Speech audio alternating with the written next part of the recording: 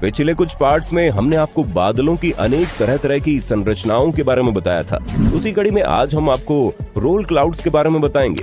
उदाहरण के तौर पर आप जून 2016 के दौरान अमेरिका की लेक मिशिगन के ऊपर दिखाई दिए रोल क्लाउड्स को देख सकते हैं। लेक के ऊपर अलग अलग जगह रिकॉर्ड हुई क्लिप्स में आप देख पा रहे होंगे कि कैसे बादल इकट्ठा होकर कम ऊंचाई पर ट्यूब शेप में गोल गोल घूमते हुए आगे बढ़ रहे हैं। ये फॉर्मेशन आमतौर पर उस समय देखने को मिलती है जब गर्म नम हवा को बारिश की ठंडी हवा द्वारा ऊपर उठा लिया जाता है, जिससे कि एक हॉरिजॉन्टल वॉर्टेक्स बनता है और उसी समय मौके पर बादल भी पहुंच जाएं, तो वॉर्टेक्स के साथ कुछ इस तरह की संरचना बनाकर गोल घूमते हुए आगे बढ़ने लगते हैं। सीधे सीधे कहा जाए तो ये बादलों का हॉरिजॉन्टल टॉर्नेडो होता है, जबकि आमतौर पर हम जो टॉर्नेडो देखते हैं वो वर्टिकल होता है।